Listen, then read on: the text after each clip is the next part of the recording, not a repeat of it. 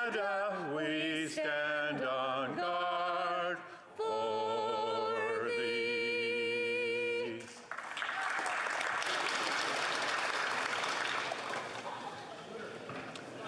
Que l'on ouvre les portes, let the doors be open. Statements by members. Déclaration de député, the Honourable Member for Saanich Gulf Islands. Thank you, Mr. Speaker. It's an honor to rise. As we know, our friends, our colleagues are, in my case being a Cape Breton, our family, recovering from Hurricane Fiona. We know that 5 Canadian provinces were walloped with one storm. Now that's a record. We also know that as we show our and speak to and in emergency debate declare our solidarity with the peoples of Prince Edward Island, Nova Scotia, New Brunswick, Newfoundland, Labrador, and Quebec, that we do so with a commitment that this is not just the story of the moment, that what happened to my colleagues and friends in interior BC, from Lytton to Spence's Bridge, into Vancouver and Abbotsford, that we don't turn the page when the story is over, that we stay with them until their lives are restored.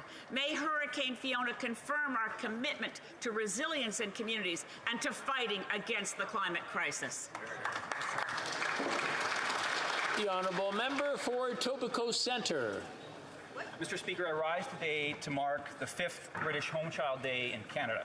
From 1869 to 1948, over 100,000 British children were sent to Canada from Great Britain. Some of the children were orphans, but most were from destitute families, or families who'd fallen under very difficult times due to sickness or death. Some of the children were even sent to Canada without their parents' consent. The children sent to Canada often found themselves in indentured servitude on farms or as domestic laborers. Many home children were very poorly treated, and many faced cruel abuse. Many home children would go on to make significant contributions to Canada, including serving in our armed forces and fighting for freedom around the world. Today, it is thought that more than 10% of Canada's population may be descended from the British home children. That would mean that about 4 million Canadians today are descendants of the British home children.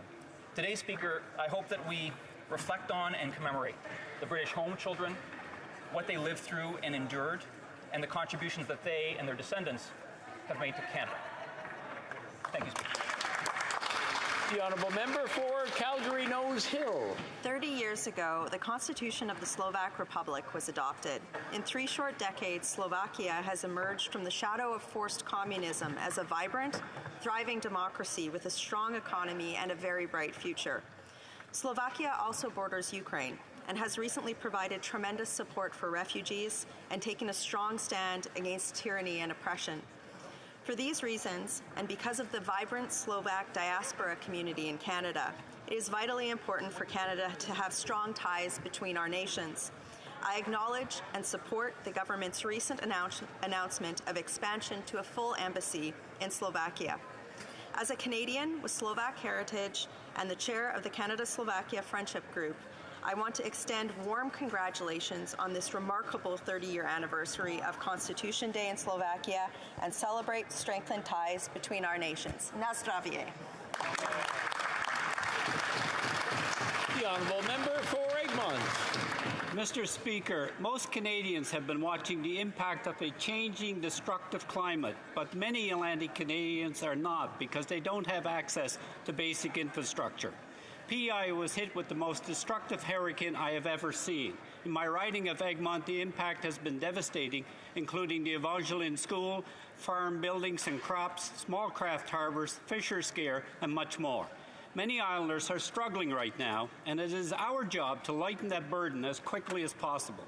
However, Mr. Speaker, our community has been resilient in the face of this tragedy, and I'm proud to say that the community has come together to face the challenges together.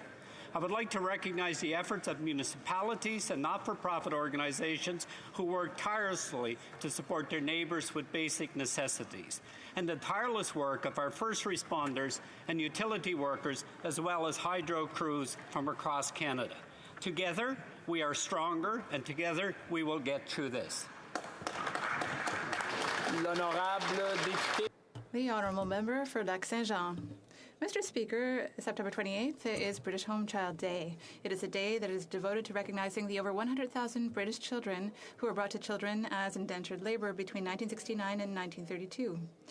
The home children, as history named them, were between the ages of were under the age of 17. Most of them were between the ages of 7 and 14, but a lot of them were even younger than that. And these young people were sent without their parents' consent for the most part. And as they arrived in Canada, the home children were sent to homes that took them in. And we know, unfortunately, that some of those children were abused and mistreated. A number of heart-wrenching stories have been told to us about this. Some were sent to Ontario, others went to Manitoba, the Maritimes, British Columbia, and Quebec. There are probably over 4 million descendants of the British children living in Canada today. My great-grandfather, John James Rowley, was one of them. Mr. Speaker, on this 20th of September, let us honor their memory.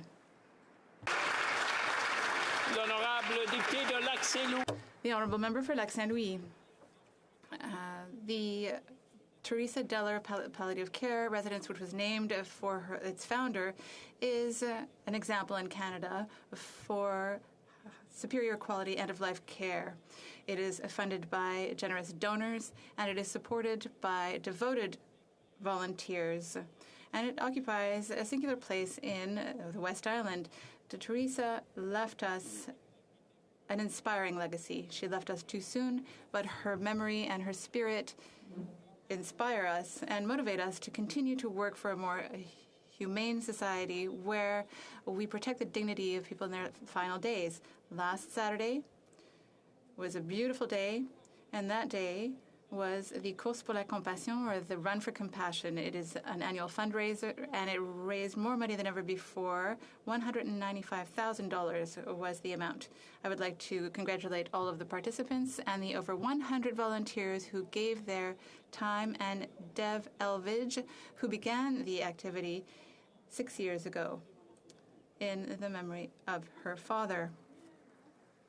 Honourable Member for Bruce Grey, Owen Sound. In April 2021, I asked the Liberal government what procedures are in place to ensure all Canadians, including those without internet or phone access, have the necessary information across the U.S.-Canada border, request quarantine exemptions for compassionate reasons, and more. I specifically asked on behalf of constituents that are Amish and Mennonite, who are dual citizens constitutionally protected to enter both countries. I'd remind the government that the Amish do not have cars, telephones, computers, or use the internet, nor do they use the Canadian universal health care or education systems. However, they do pay property, education, and income taxes. They do not vote during public elections.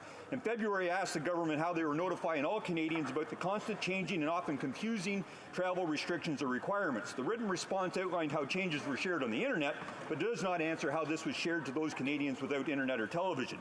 Members of the Amish in my riding now face over $250,000 in fines as a community for failure to comply with these Liberal government requirements. Does the government think this is fair? If not, what are they going to do to rectify the situation? The Honourable Member for Halifax. Mr. Speaker, I rise today to honor the life and legacy of John A. Young, a legendary Haligonian lawyer, community builder, and long-serving honorary colonel in the Halifax Rifles. John's legacy of service to our region lives on all around us, as does the memory of his prodigious intellect and sharp wit. John was among the first partners and managing partner of Boyne Clark LLP, where he helped to grow the small law firm into the fourth largest in Atlantic Canada. John was also a savvy political player whose passion for politics brought him here to Parliament Hill as executive assistant to Deputy Prime Minister, Nova Scotia's own Alan J. McEachen, and later he would serve as president of the Nova Scotia Liberal Party. Over his life, John tirelessly served his country and his community on countless boards and commissions, but he and his wife Carol always held a special place in their hearts for Children's Camp Brigadoon Village. John was one of my earliest supporters in political life, someone whose wise counsel I called upon often. He was a giant among us, and we will miss him tremendously. I extend my deepest condolences to Carol and to all who loved him. The Honourable Member for Don Valley West. Mr. Speaker, Easter Seals is celebrating its centennial anniversary this year, representing 100 years of advocacy, support, and service for hundreds of thousands of Canadians living with disabilities in our country. With its head office in Don Valley West, Easter Seals is Canada's largest local provider of programs and services for the disability community. Easter Seals provides summer camps, scholarships, employment programs, accessibility services, and so much more to over 46,000 Canadians each year. Celebrations have been held coast to coast to coast, marking this momentous occasion. This year, the Easter Seals executive, some of the amazing youth ambassadors, and the board of directors are in Ottawa for a national 100th anniversary celebration. And I want to thank the board, the ambassadors, the staff, and volunteers from all over our great country for their advocacy and for their work. Congratulations on this significant milestone. We look forward to the next 100 years. Outstanding. The honourable member for Lambton, Kent, Middlesex. I am proud to represent my community of Lambton, Kent, Middlesex, which is a rural farming community.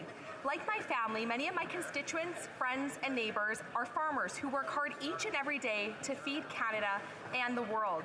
They often work on tight timelines, working against Mother Nature to bring in the harvest. With Thanksgiving upon us, I would like to remind everyone that the food we will all be enjoying on our tables comes from the hard work of our farming families, not just from the grocery store. Amen. If we want to secure local, healthy food to eat, we need to support Canadian farm families, growers, and producers. After all, no farms, no food. Right on. That's why today and every day, we should all be thankful for our farmers and give them the support they need. This Thanksgiving, I urge you to take time to thank a farmer and learn from them how we can support food sovereignty in Canada. Happy Thanksgiving to everyone in Lambton, Kent, Middlesex, and beyond, and thank you, farmers, for all you do to feed us. The honourable member for Vancouver Centre. Mr. Speaker, I address you on behalf of Canadian Association of Parliamentarians for Population and Development. Today, on International Safe Abortion Day, I want to recognize the tireless efforts of healthcare providers and community groups across Canada and globally who work to support the full spectrum of sexual and reproductive health and human rights. 45% of abortions globally are unsafe. Unsafe abortion is a leading cause of maternal death and hospitalizes millions of individuals every year. Therefore, we welcome the 2022 World Health Organization Abortion Care Guideline, which recommends full decriminalization and universal access to abortion and self-management options for birth control. Canada must continue the life-saving work of increasing access to abortion care in our own country and championing the issue globally. Let us all commit to ending the preventable death and illness from unsafe abortion worldwide. Thank you. The honourable member for Kenora. Mr. Speaker, our new Conservative leader will put the people first. Their paychecks, their savings, their home, and their country. People feel like they're losing control of their pocketbooks and losing control of their lives as this government has doubled the national debt and is driving up the cost of everything. Mr. Speaker, with prices on gas, groceries, and other essentials skyrocketing, many people are struggling to get by. In fact, families are now downgrading their diets. Seniors are watching their life savings evaporate with inflation, and many 30-year-olds are now trapped in their parents' basements, Mr. Speaker, because of housing costs. These are fellow Canadian citizens. These are the people that we have been sent here to serve, Mr. Speaker, and they deserve much better. It is time that this government gets its inflationary spending under control, commits to no new taxes, and gives struggling Canadians some much-needed hope. The honourable member for Chilliwack, HoC.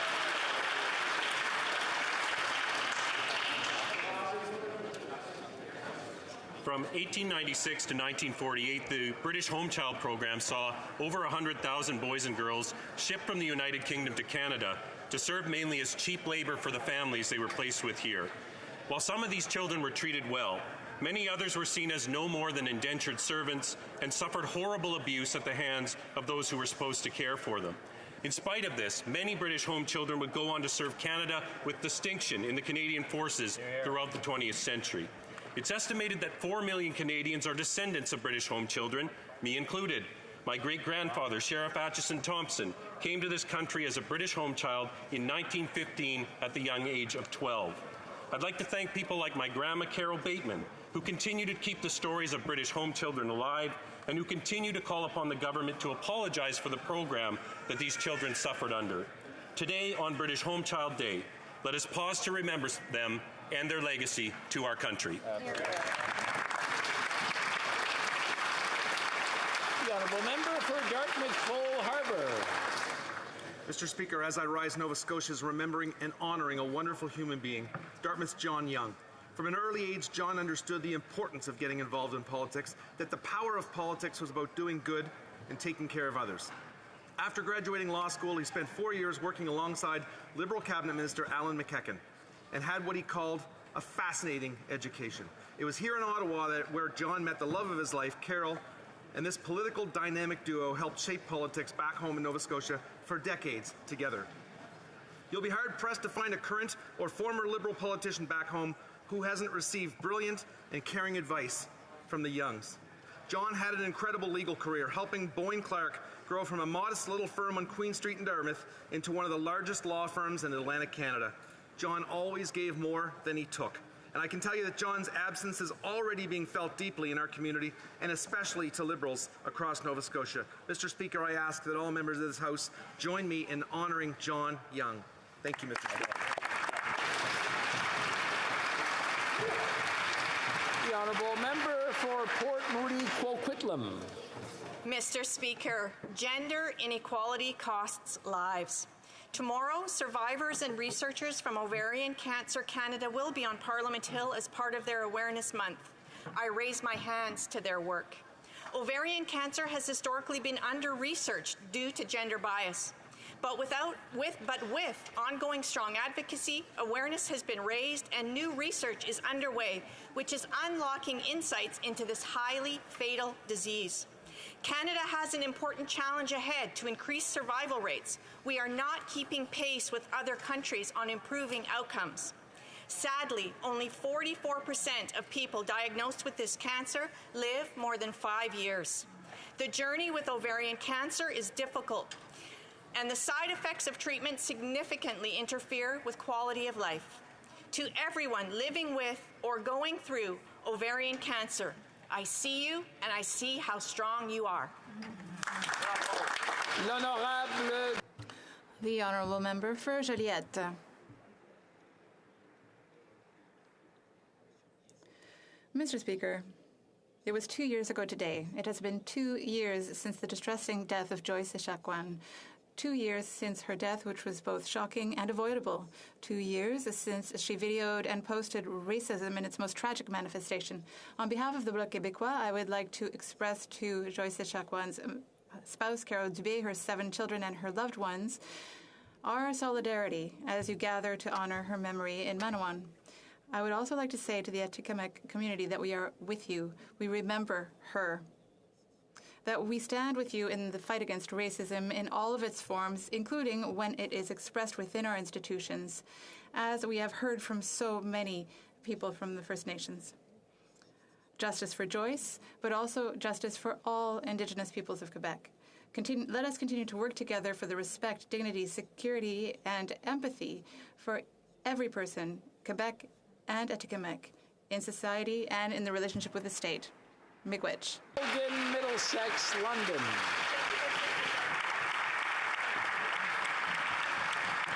Thank you, Mr. Speaker. Our new Conservative leader will put the people first. Their paychecks, their savings, their home, and their country.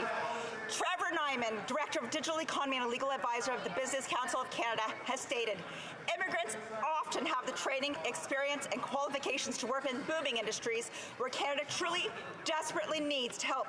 But newcomers are being denied a chance to contribute because of the restricted admission rules to these professions. These are our doctors, nurses, and engineers. A combination of factors, including the cost of living and recognizing foreign credentials and experience, is leading new immigrants to consider leaving Canada after resettling for only 2 years. Under our new Conservative leader, we will team up with the provinces to guarantee that within 60 days, an immigrant applying to work in their profession will get a yes or no based on the test's abilities, not based on where they came from. Let's take action for all Canadians and remove these restrictions. Yeah! That's good. The honourable member for Halifax West.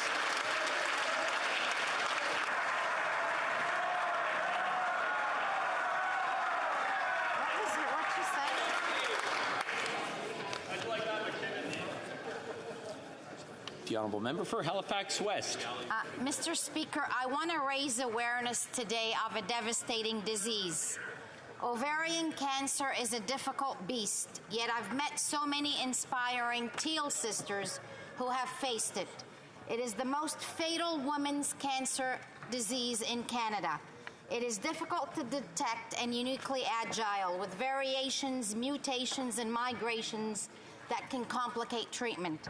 And while 3,100 Canadians are diagnosed each year, outcomes for patients have not improved for decades. That's why supporting research and fundraising is critical. In 2020, my provincial government invested $1 million in ovarian cancer research, building on our federal government's first ever $10 million investment in 2019.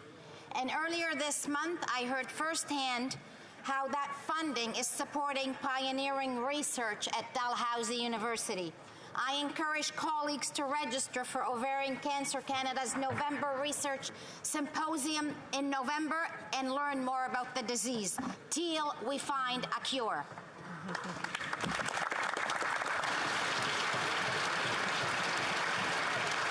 Oral questions. Question orale. The Honourable Leader of the Opposition.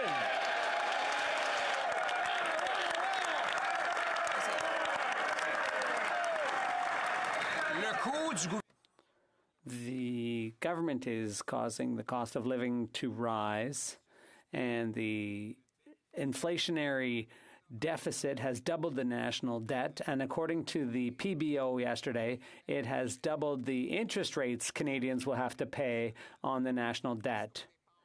That's more than we're spending on the military. And the solution for the Liberals is to increase taxes on seniors and workers. Will the government control its spending in order to deal with the deficit and the inflationary taxes on Canadians? The Honourable Deputy Prime Minister. Mr. Speaker, as usual, the Conservatives don't appear to want to see the facts. The facts are that so far, the federal government has been posting a surplus of $6.3 billion. And the forecast is that Canada will have the lowest deficit of the G7. We will have the lowest GDP, debt to GDP ratio, and this should continue this year. The Leader of the Opposition. More debt than all previous Canadian prime ministers combined. Doubled the national debt. Those inflationary deficits have bid up the cost of the goods we buy and the interest we pay. And now, according to the parliamentary budget officer, we will have to pay twice as much for interest on that national debt, $46 billion, more than the cost of the entire Canadian military. Liberal solution? Higher taxes on paychecks, gas, groceries, and other expenses. Why won't the government cap spending, cut waste, so that it can cancel its inflationary deficits and taxes? The Honourable Deputy Prime Minister. Mr. Speaker, as usual, the Conservatives aren't bothering to even acquaint themselves with the facts.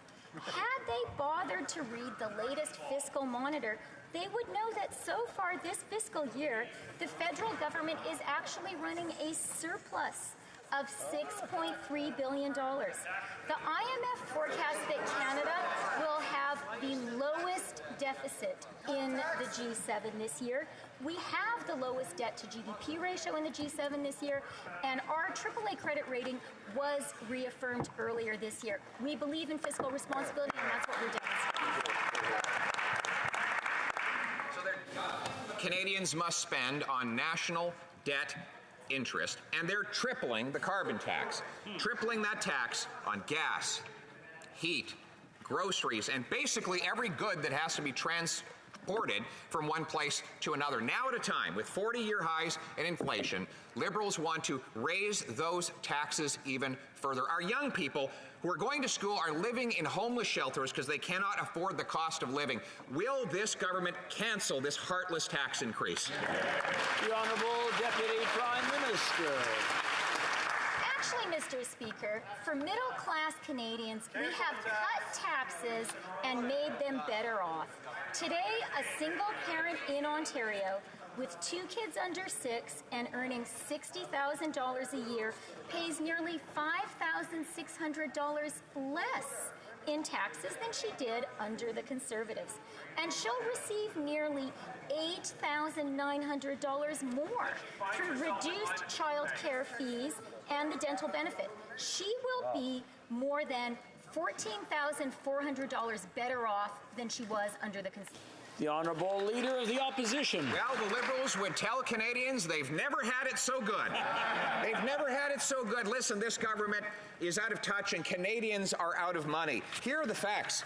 Food bank use triples, hits record almost every month. Daily Bread Food Bank. GTA food banks say they're facing the highest demand in their history. Inflation is driving Ottawa Food Bank to record heights with no end in sight. And students are literally living in homeless shelters while they go to school. And the Liberals think now is the time to raise their energy costs by tripling the carbon tax. Will they cancel this heartless tax hike now? The Honourable Deputy Prime Minister. You know who's out of touch, Mr. Speaker? A Conservative leader who thinks now is a good time to slash pension savings. The reckless Conservative scheme would cost $3.8 billion a year. So that means the Conservatives are either planning to increase our deficit by $3.8 billion a year or slash the retirement income of our seniors. They need to come clean. Do they plan to slash pensions, increase the deficit, or did they just not bother to think that far ahead? The Honourable Leader of the Opposition. The answer is neither. Just like when we were in government, we froze CPP taxes and we protected the CPP, increasing its benefits to seniors every single year we were in office. Now, this government wants to raise taxes on those very same seniors. According to the Parliamentary Budget Officer, in every single province where the carbon tax applies, Canadians pay more in costs than they get back in rebates. And it is especially high in provinces like Quebec, where there is no rebate whatsoever, but will have to pay the increased costs the government is imposing. Will this government cancel this heartless tax hike today? The Honourable Deputy Prime Minister. Talk about a centerpiece of the Conservative economic agenda. Recently, the member for Kingston and the Islands asked the Conservative leader directly if he was finally ready to flip-flop on cryptocurrencies and Bitcoin. In response, the Conservative leader couldn't even bring himself to utter the words crypto or Bitcoin. Maybe that's because since he offered his reckless advice, Bitcoin has fallen by 56%. It's time for the Conservative leader to apologize to those Canadians who made the mistake of listening to him. The Honourable Member for Belleuil-Chambly. Mr. Speaker, I borrowed some lemons from the Governor General, so I owe her quite a bit for those lemon wedges. But what's more humanitarian, Mr. Speaker? Welcoming tens of thousands of asylum seekers in distress, knowing that the majority risk deportation when they had time to settle in Quebec, or is it better to invest $2 billion in qualified staff at the Immigration Department, in requiring asylum seekers to come across a proper border crossing and reducing delays? The Honourable Deputy Prime Minister. Mr. Speaker, we believe in the strength of our asylum system and our immigration system. We work very closely with all stakeholders on the issues at our border. We always work very closely with our partners to respect our domestic and international obligations when it comes to refugee claimants. The Honourable Member for Belleuil-Chambly. Well, I was hoping to have a substantive answer, so I'll ask the Minister something more direct. What's more economical, using existing equipment to welcome asylum seekers, or spending between $500 million and $2 billion more and hiding how much of that money is going to Liberal donors?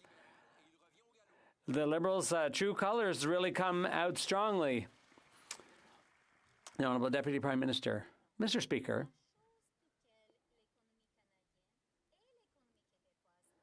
The thing the Canadian and Quebec economies need is labor.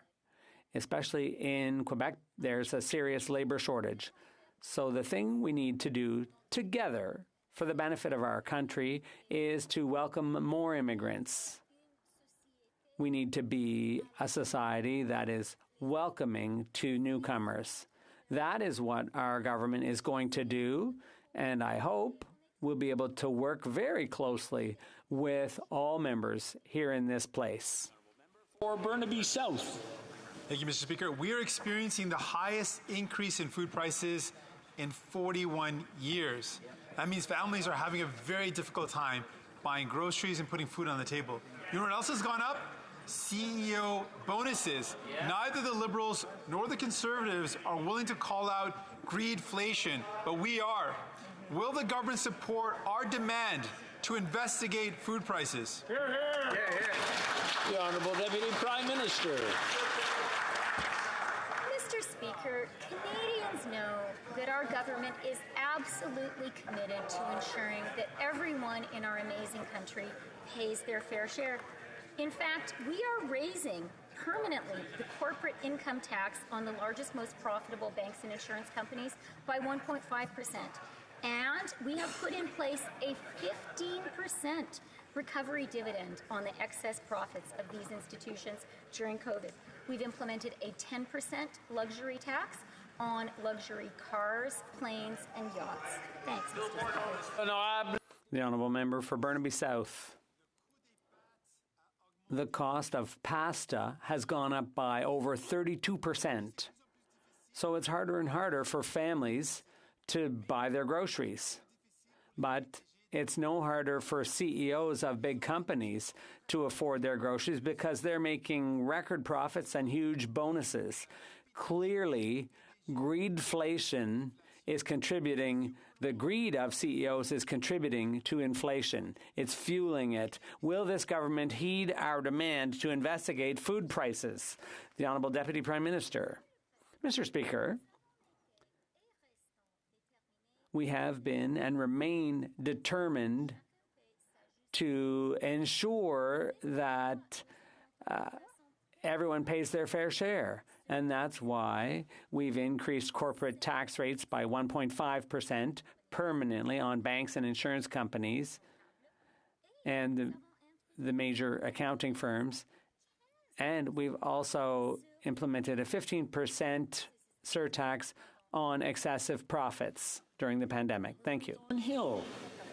Mr. Speaker, 40-year highs in just inflation, that's where we're at. Payroll taxes have gone from $3,400 to $4,100 under this government, a $700 increase. And the planned EI premium hike is yet another increase on paychecks. So when Canadians are struggling with paying their bills, the government's next move on January 1st is to raise EI premiums on their paychecks. When will they finally give Canadians a break and cancel the planned EI tax hike?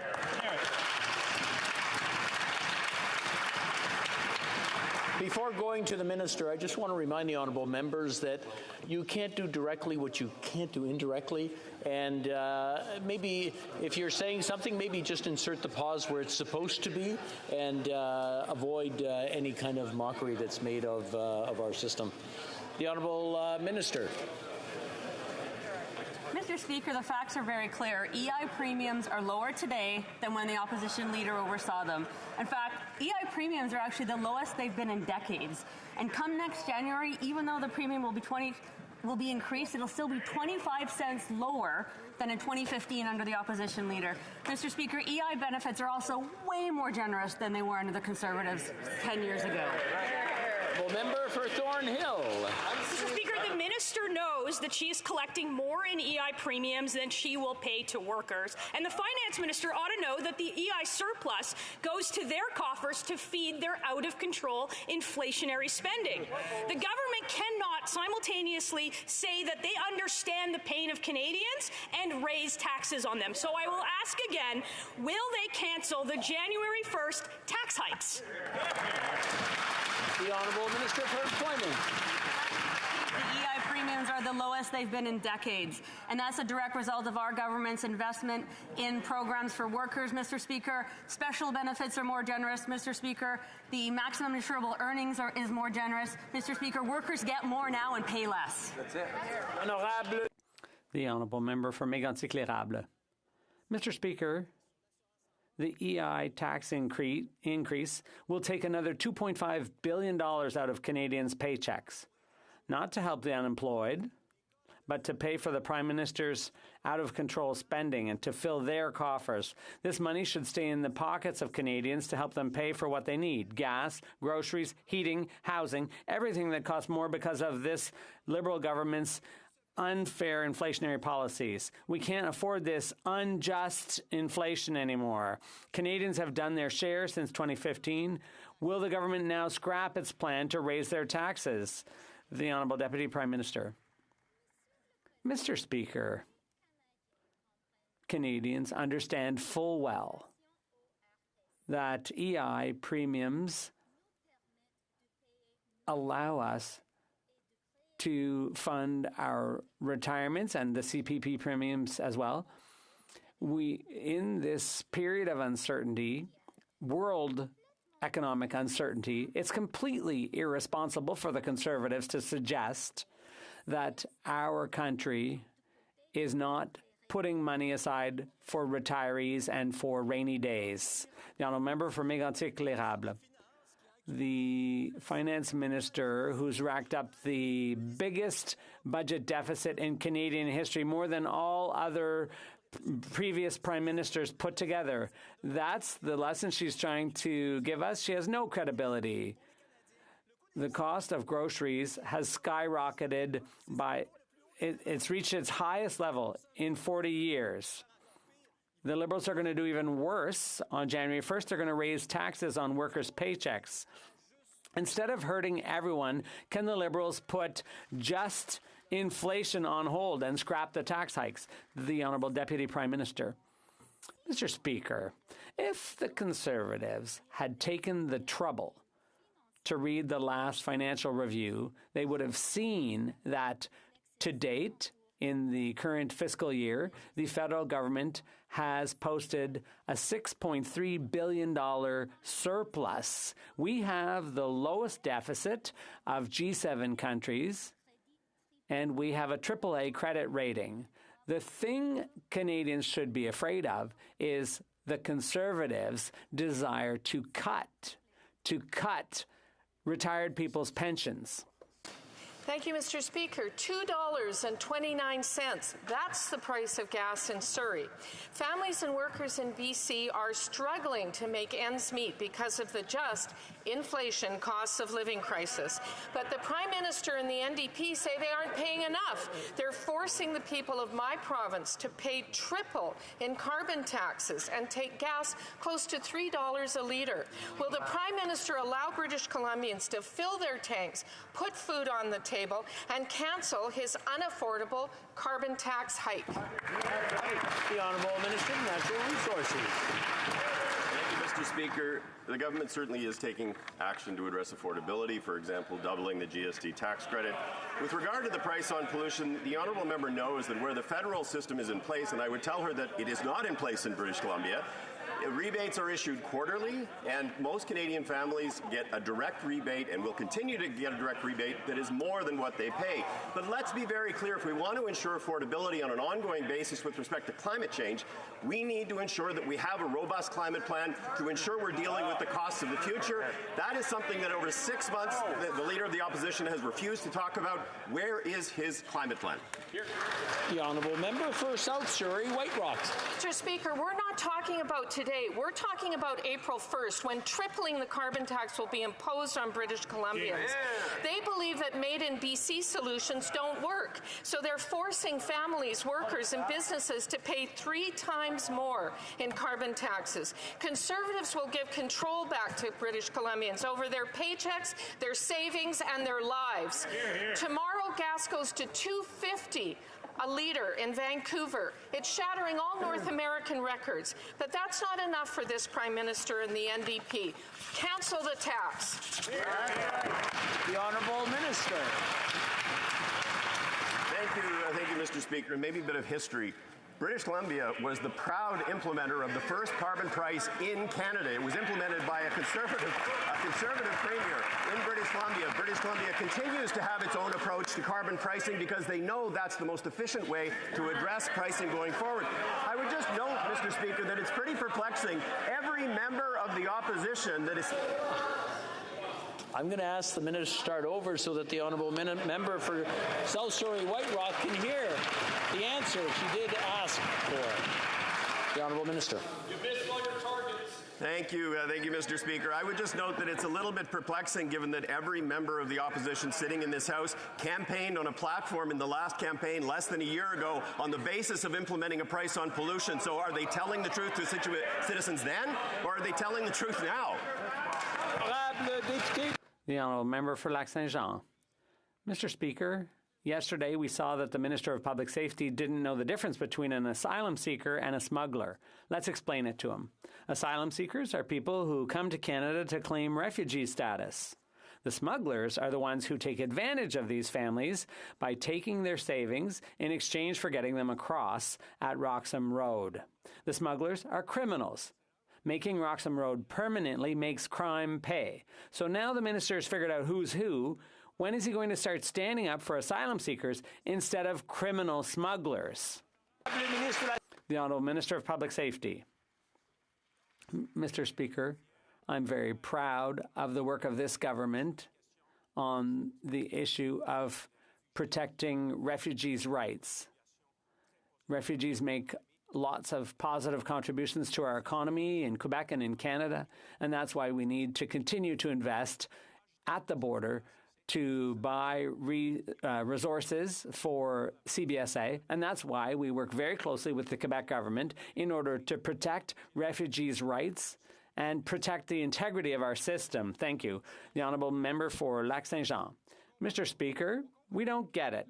We don't see why he thinks Roxham Road is okay. His government is letting poor families get robbed of everything they have on them.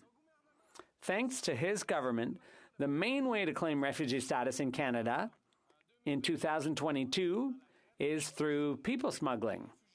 Refugees are brought to Canada by criminals and given a police welcome.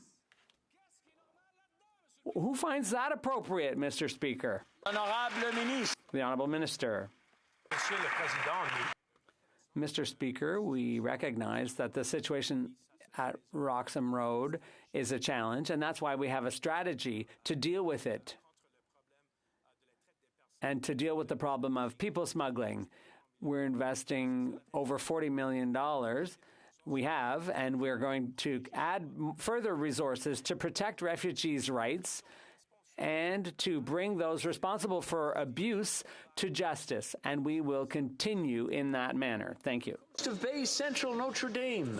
Mr. Speaker, charitable organizations are playing a key role in delivering disaster relief needed as a result of Hurricane Fiona. The Prime Minister has committed to matching dollar for dollar any donations made to the Red Cross that go to the relief effort in Western Newfoundland and the Maritimes. The Salvation Army is equally as important in providing relief. Will the Prime Minister commit to matching monetary donations to the Salvation Army also and end this double standard? Hear, hear. The Honourable Parliamentary Secretary. Thank you very much, Speaker, and I thank the member for his question, and I want to convey my sympathies with him in terms of what his constituents are facing in Newfoundland and Labrador. Speaker, everyone is playing a very important role in providing care and services to members of communities who are affected by this storm. We have a long-standing relationship with Red Cross Society. They have a demonstrated ability to provide services at a large scale, as we're seeing right now, to help people as quickly as possible. We'll continue to work with local organizations to provide those essential services. Thank you. Good job. The Honourable Member for Coast of Bay Central Notre Dame. We're well aware of the understanding that the government has with the Red Cross, and that's great. But sources have confirmed that due to storm surges from Fiona, fish harvesters on the southwest coast of Newfoundland have lost over $2.5 million worth of fishing gear and property. Their insurance policies do not have storm surge riders. Next year's fishing season is not far away. Will the Minister of Fisheries show she cares as much about fishermen as she does about dead lobsters and compensate them in a timely manner so they can prepare for the coming season? The Honourable Minister of Fisheries and Oceans. Well, thank you for that question, and I also want to express my concern to the members' community and the fish harvesters. Mr. Speaker, I've had a chance to hear from and discuss this with provincial premiers, with fish harvesters and their representatives, with members of Parliament, and it is a very distressing situation. We are going to work collectively in partnership to do everything we can for supporting our fish harvesters going forward. For Cumberland, Colchester. Mr. Speaker, I'm very happy to hear that the ministers finally used a phone to call fish harvesters. Certainly not cell service, because the cell service in Nova Scotia is substandard for a wealthy country. Cell towers are now running on generator power. Even Liberals have recognized the essential nature of this critical infrastructure for individuals and small businesses. My Premier's called for action. The minister responsible committed to fixing and maintaining this critical infrastructure 3 years ago.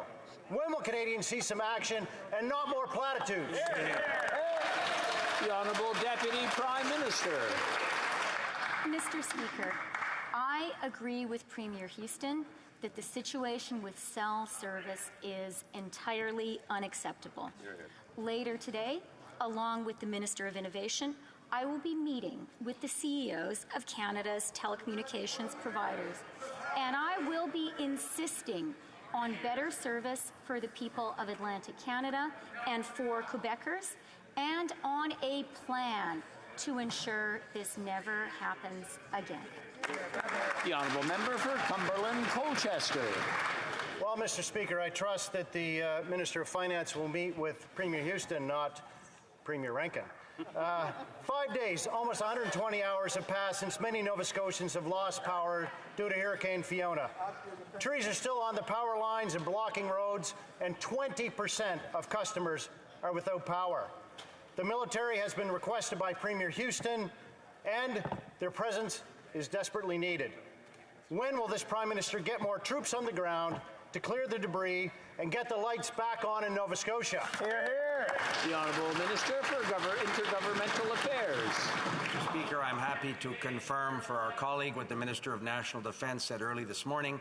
Every request from the Government of Nova Scotia for military assistance has been responded to positively. We have said yes to all of the requests from provincial authorities for military assistance. And Mr. Speaker, the good news for my colleague is we'll continue to do exactly that over and over again until this problem is solved. The Honourable Member for Vancouver East. Canadians are struggling to find a place that they can afford to call home. The Liberal government is siding with wealthy investors to hurt families by treating housing as a stock market. They're letting corporate landlords kick tenants out so that they can jack up their rent to turn a bigger profit. The financialization of housing is also pricing young people out of the market, shattering their dream of home ownership.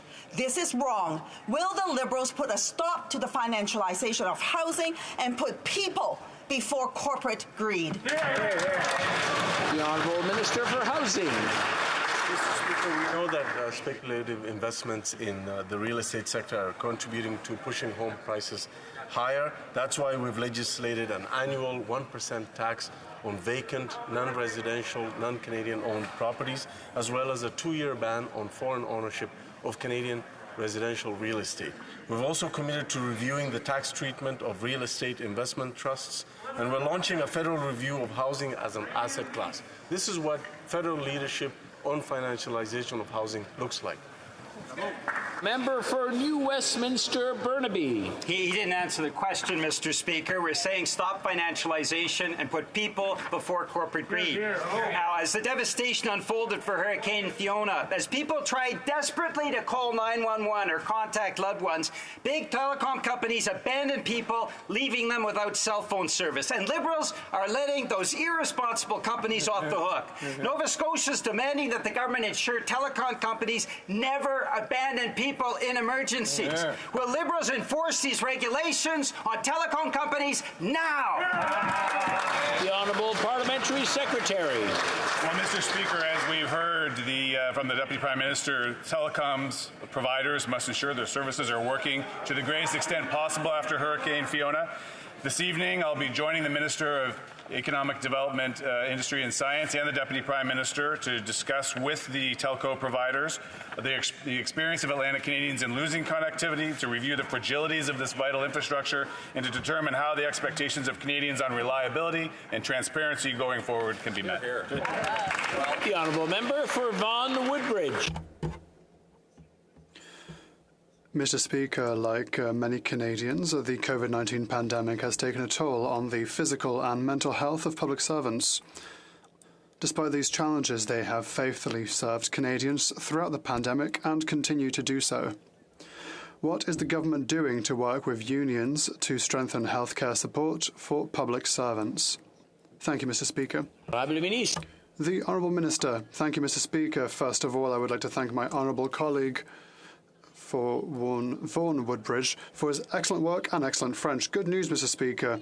We have approved a new public service healthcare plan, a plan that improves support for members at no additional cost to the taxpayer.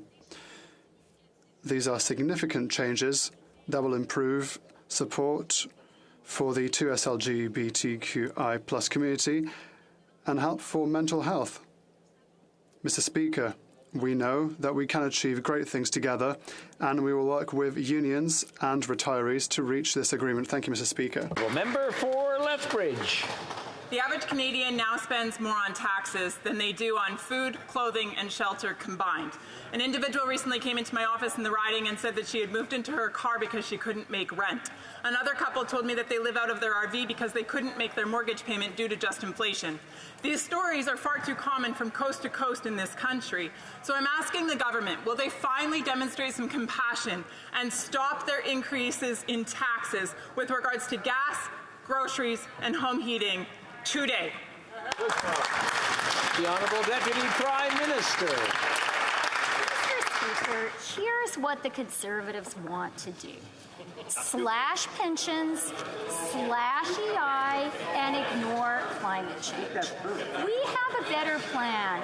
And you know what? I think in their heart of hearts, the Conservatives recognize that. That's why they've done a flip-flop on the GST tax credit. So let me invite them today to concede defeat and support the rest of our plan to help Canadians. The Honourable Member for Dufferin-Caledon. No, Mr. Speaker, what we want to do is stop their tax increases. The cost of living is at an all-time high. Interest rates are skyrocketing because of Liberal money printing inflation. And before this Liberal disaster, a third of Canadians were within $200 of not making ends meet. What's the Liberal response? Let's raise taxes, payroll taxes, and the carbon tax. Because taking more money from Canadians, that's really going to solve the affordability crisis.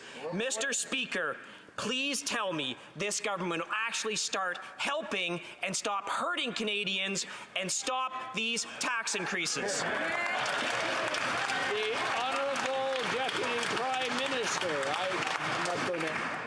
You know, Mr. Speaker, it is time for these Conservatives to come clean with Canadians. Their CPP proposal is an irresponsible scheme to eviscerate the pensions that all Canadians rely on. As personal finance writer Rob Carrick wrote this week, quote, Canada pension plan premiums are not a tax. The CPP is the bedrock of a Canadian retirement plan. The Conservatives want to recklessly undermine the pensions all Canadians depend on, but we won't let them. The Honourable Member for Cypress Hills Grasslands. Thank you, Mr. Speaker. If EI isn't in fact a tax, then maybe she wants to update the government website. More taxes mean Canadians have less money to pay for their bills. The carbon tax already increased the price of gas and groceries, which have just driven up inflation. But soon, people will have to take home less pay while trying to cover these higher costs. The Liberals try to sell that as taking care of people. Yet the finance minister had to admit that higher payroll tax gives the government another $2.5 billion from workers' paychecks. It's time to quit the excuses. Will this government end their planned tax hikes on Canadians' paychecks?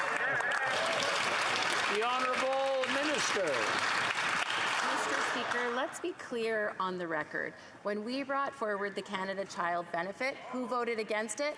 The Conservatives. Mr. Speaker, when we brought in the tax decrease on middle-income Canadians, who voted against it? The Conservatives. Mr. Speaker, when we brought in the debt, when we are bringing forward dental benefits, the GST rebate, housing benefits, who is planning on voting against it, Mr. Speaker? The Conservatives. Let's be clear on who is supporting Canadians and who is voting against them. Thank you, Mr. Speaker. The Honourable Member for Barrie, Springwater, or Romedonti. Mr. Speaker, just inflation is really hurting the residents of Barrie, Springwater, or Romedonti. Just going to interrupt that one and maybe ask the member to start over. We're having a little bit of a discrepancy here on what can be used. If I can have everyone calm down.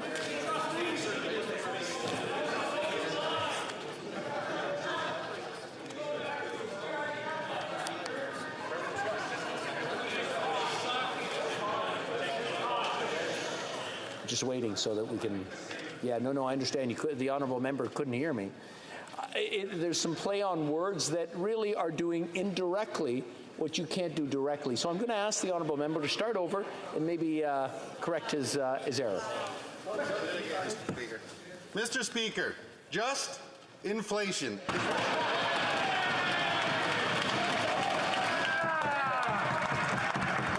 Just this week, the executive director of the Barrie Food Bank stated, everything we buy is more expensive. She also noted that people who have historically donated to the Barrie Food Bank are now using it to feed their families. The number of households who have accessed the food bank in August was up 60% compared to last year.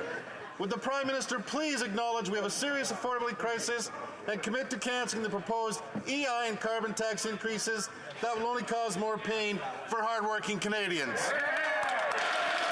The Honourable Minister.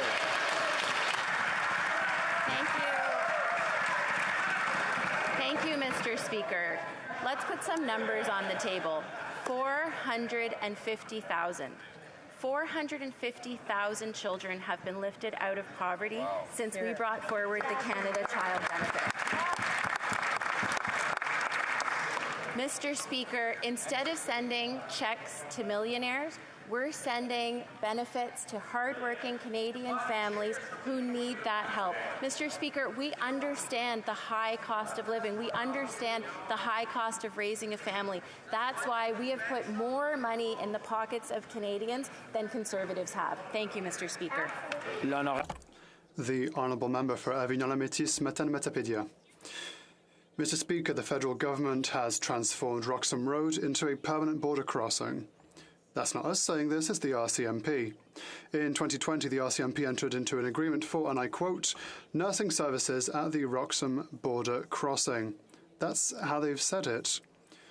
Mr. Speaker, even the RCMP is now treating Roxham Road as if it were an ordinary customs post, except it is not a customs post, it's a way to get around them. Instead of creating a parallel customs system run by the police, why not simply suspend the safe third country agreement so the families can go through real customs? The Honourable Minister for Public Safety. Mr. Speaker, we have an agreement with the US to protect the rights of refugees with a process that is transparent, fair and equitable, and that offers legal consequences if people abuse the system. So we will continue to modernize the agreement with the United States of America in order to strengthen our asylum system. That is the best way for us to move forward. Thank you. The Honourable Member for Avignon-la-Métis Matapédia. Mr. Speaker, what the government calls irregular entries at the borders, well, it's supposed to be irregular. But in Quebec, 98% of the asylum seekers received by land went through Roxham Road. 98%. So there's no one going through border crossings, apparently. When we take all the provinces and all the land, sea and air entries, Roxham Road accounts for 64% of Canada's asylum seekers. Does the Minister think it is normal that under his watch a regular entry at Roxham Road has become the official and internationally recognised way to claim asylum in Canada? The Honourable Parliamentary Secretary. Mr. Speaker, listen. Our asylum claim system must be robust and humane. There are no magical solutions. Asking to close Roxham Road or suspend the agreement will have the contrary effect, no doubt. And as we have mentioned a number of times already, Mr. Speaker, what we have to do is modernise this agreement, and that is exactly what we are doing by working with the United States of America on a more sustainable system. The Honourable Member for Mission Matsqui Fraser Canyon. Mr. Speaker, this government may just dismiss it as just inflation, but these are very difficult times for Canadians that they keep dismissing. People in BC are struggling to feed their families and have to make tough choices between paying for food, gas, TELUS, Hydro, and Fortis. Countless people can barely pay their rent, never mind thinking of saving for a down payment for a home. Now this government is looking to make those hard-earned dollars stretch even less, especially for low-income workers. So my question today is very simple to this government. Will they stop their planned tax hike on Canadian paychecks? The Honourable Minister for Housing. We're providing real help to Canadian renters through the Canada Housing Benefit, which is already providing an average of $2,500 to many vulnerable renters across the country. And in recent legislation, we've introduced a top-up to that Canada Housing Benefit, a one-time payment of $500. Now, if the member from Mission Matsqui Fraser Canyon cared about Canadian renters, he would speak to his colleague from Sherwood Park, Fort Saskatchewan, who played procedural games in this chamber to delay the passage of that real help that is going towards vulnerable renters in Canada. The Honourable Member for Edmonton West. Mr. Speaker, Canadians are getting walloped by not just inflation. Even after paying more for everything because of liberal inflation, Canadians spending more on taxes than food, clothing, and shelter combined. Yet here comes the Liberals with another tax hike come January. Now, there's no way for the Liberals to spin these tax hikes.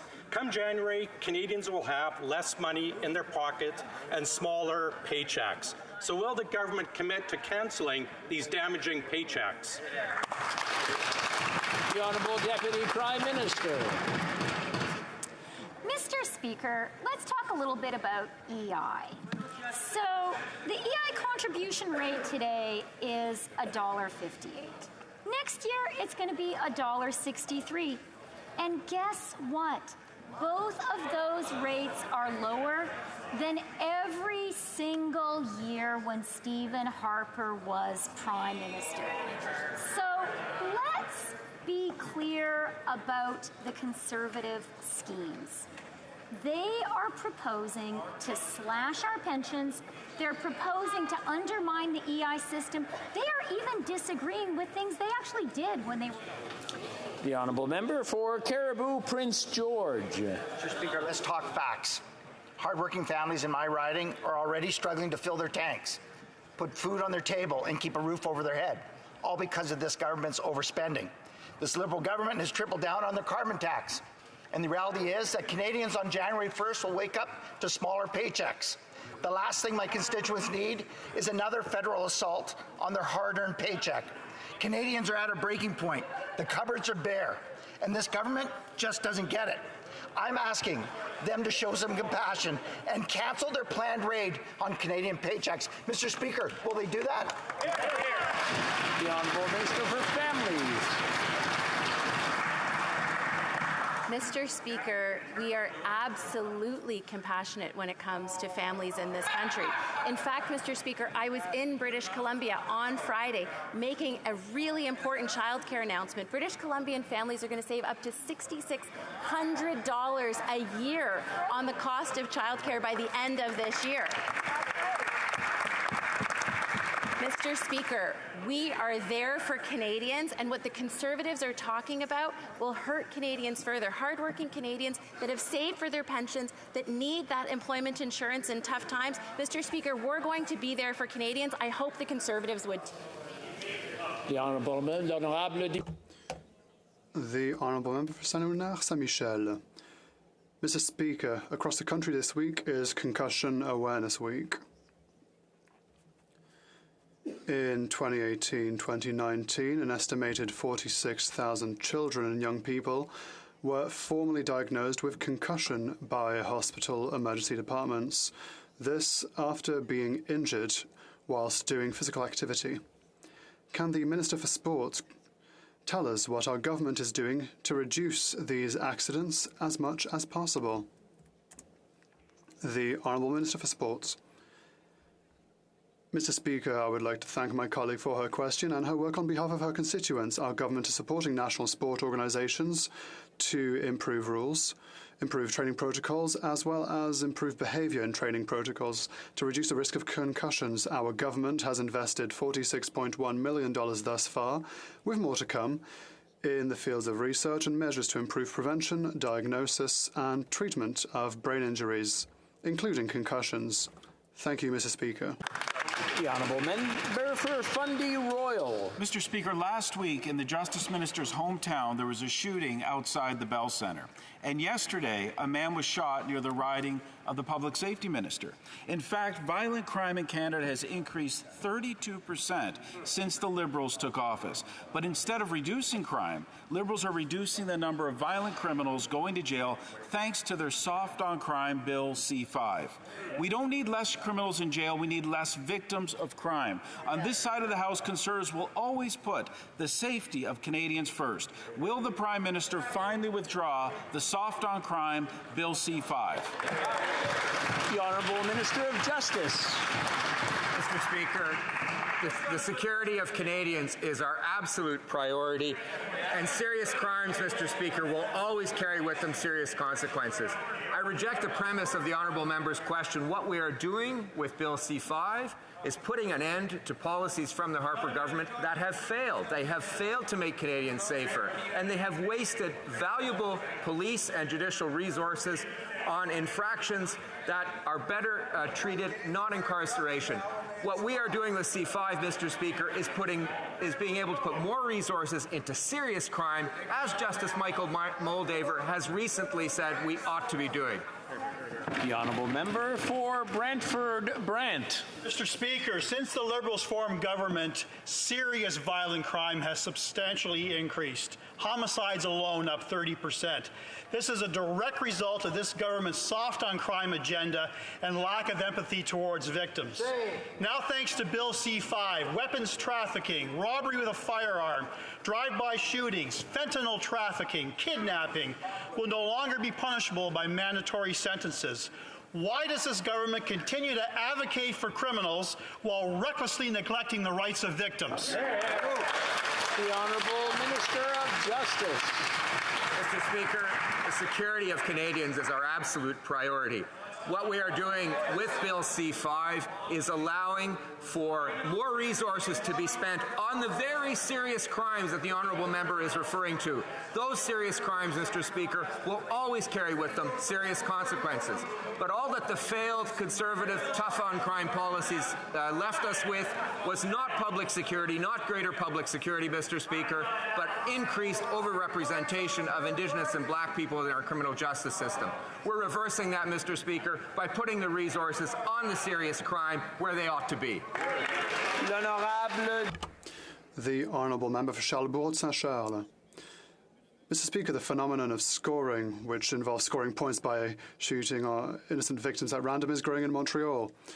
According to police sources, this behaviour may be behind the attack in the Rivière-des-Prairies neighbourhood, where an innocent 25-year-old woman was shot in the legs in a hail of gunfire. In response to this violence in Montreal, the Prime Minister wants to abolish minimum sentences for the crimes of illegal importation, intentional discharge and theft of a firearm. Will the Prime Minister finally admit that he is wrong with Bill C-5 and stop it in its track? The Honourable Minister for Justice. Public safety is our absolute priority. What we are doing with Bill C5 is eliminating policies that were failures from the Harper government that bogged down the justice system and that filled our prisons with minor infractions, Mr. Speaker. These resources would be better spent on serious infractions and serious crimes. Mr. Speaker, serious crimes, serious consequences. The honourable member for West Vancouver, Sunshine Coast, Sea to Sky Country.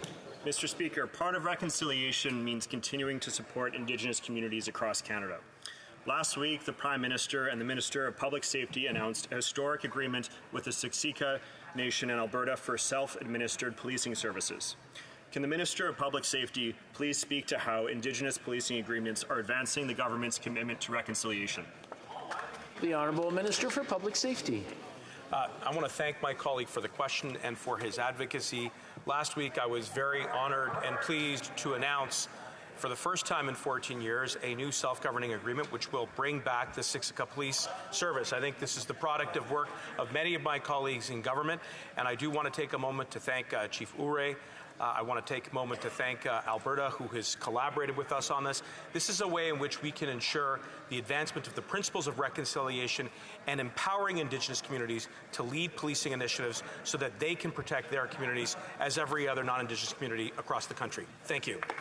The honourable member for Skeena-Bulkley Valley. Mr. Speaker, the decisions being made right now on issues like the climate crisis and housing affordability have a tremendous bearing on the lives of young people, and they deserve a say. Now, in 2005, the current government House leader rose in this place and said, "I think that reducing the voting age to 16 represents an incredible opportunity." Well, I agree, and he's in luck, because in a few minutes, he has a chance to vote yes and send Bill C-210, the Right to Vote at 16 Act, off to committee. My question to him, will he support, and will his government support this important bill? The Honourable Minister for Intergovernmental Affairs. Mr. Speaker, I hope it doesn't surprise you that I'm happy to speak for the government House Leader on this issue.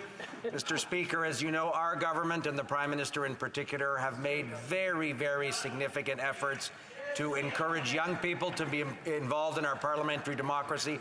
Our government has constantly taken steps to ensure that our democracy is open and inclusive for all people, particularly young people. Mr. Speaker, I would note that Elections Canada has also done very important work in this area. I had a very good conversation with my colleague from Skeena-Bulkley Valley, and we look forward to working with him on this important issue in the months ahead.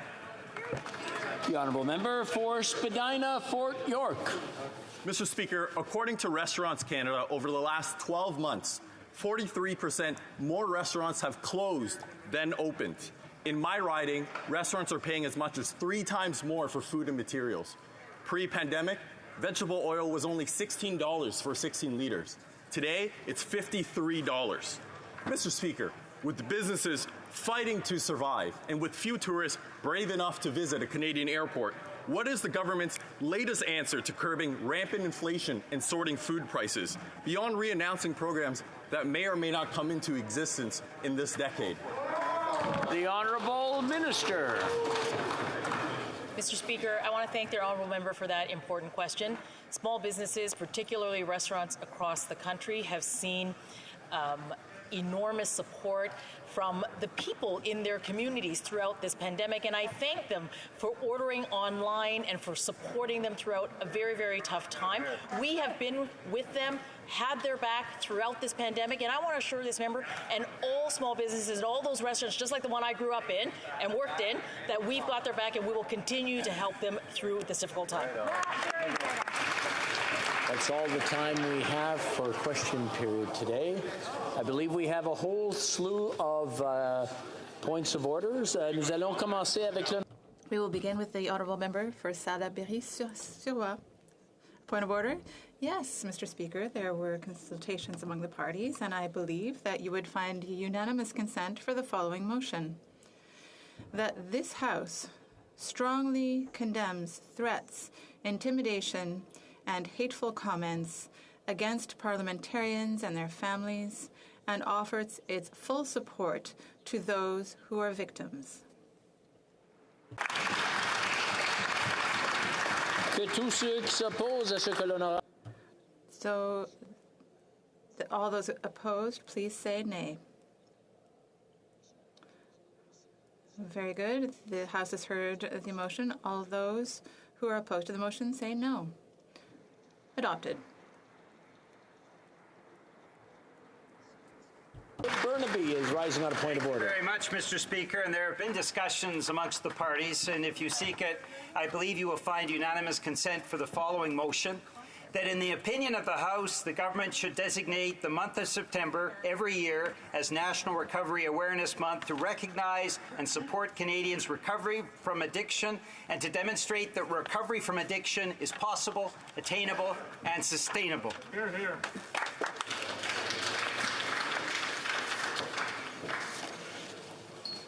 All those opposed to the honourable member moving the motion will please say nay. Agreed. The House has heard the terms of the motion. All those opposed to the motion will please say nay. Carried. The Government House Leader is rising on a point of order. Thank you very much, Mr. Speaker. Well, Mr. Speaker, there have been discussions among the parties, and I believe if you seek it, you will find consent for the following, unanimous consent to adopt the following motion. That notwithstanding any standing order, special order, or usual practice of the House, the motion for second reading of Bill C-30, an act to amend the Income Tax Act, temporary enhancement to good and service tax, harmonized sales tax credit, be deemed adopted on division, and the bill be deemed read a second time and referred to the Standing Committee on Finance. All those opposed to the honourable member or minister moving the motion will please say nay. Agreed. The House has heard the terms of the motion. All those opposed to the motion will please say nay. Carried. Second reading of this bill. Deuxième lecture de ce projet de loi. I'm sorry? Oh, sorry. Okay. Accordingly, the bill stands referred to the Standing Committee on Human Resources, Skills and Social Development and the Status of Persons with Disabilities. We have another point of order. The honourable member for Kitchener Centre. Oh, excusez. Yeah,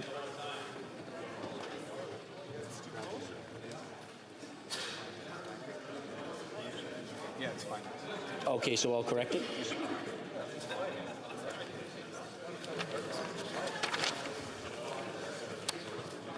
I'd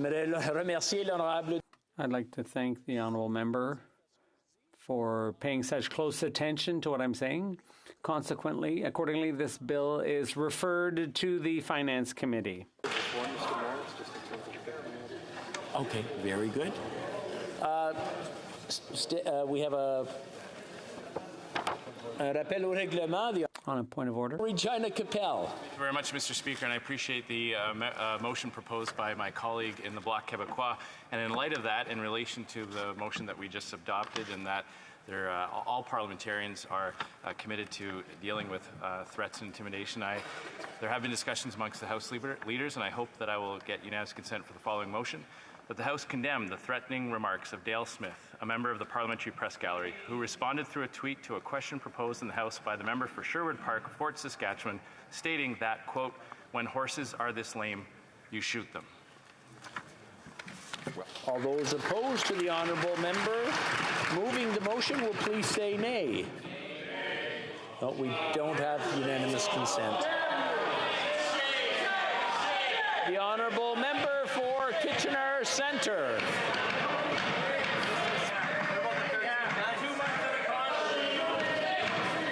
Order. Order. Order. The honourable member for Kitchener Centre. Mr. Speaker, there have been consultations amongst the parties, and if you seek it, I believe you will find unanimous consent to adopt the following motion. That, notwithstanding any standing order or usual practice of the House, the motion for second reading of Bill C-22, an act to reduce poverty and to support the financial security of persons with disabilities by establishing the Canada Disability Benefit and making a consequential amendment to the Income Tax Act, be deemed adopted on division, deemed read a second time, and referred to the Standing Committee on Human Resources, Skills and Social Development and the Status of Persons with Disabilities. All those opposed to the honourable member moving the motion will please say nay. No, I'm afraid we don't have unanimous consent on that. No.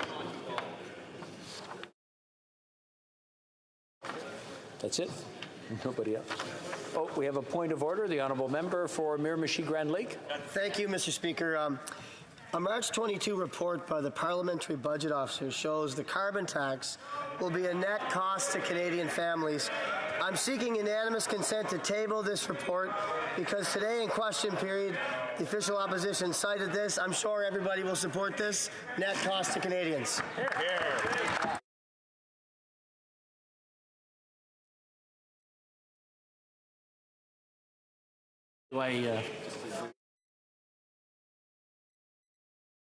Pretty obvious that there was no consent on that one.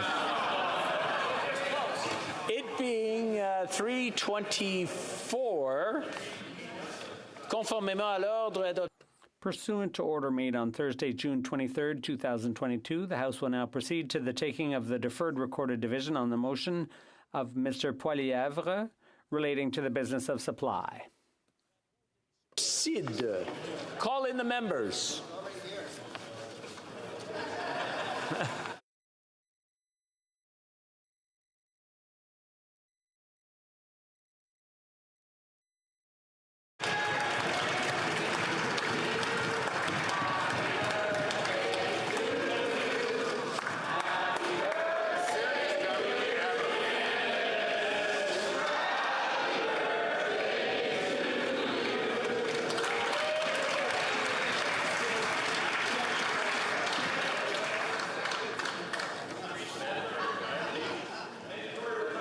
La question est la.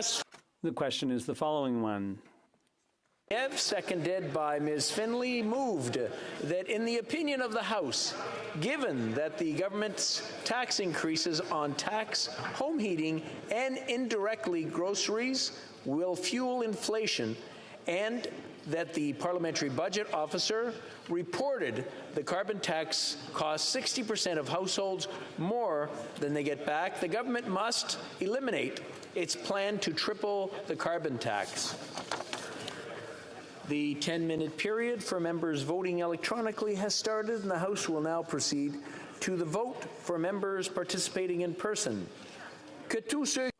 All those in favor of the motion will please rise. Mr. Hoback. Mr. Hoback. Monsieur Deltel. Monsieur Deltel. Mr. Calkins. Mr. Calkins. Monsieur Brassard. Monsieur Brassard. Mr. Bézard.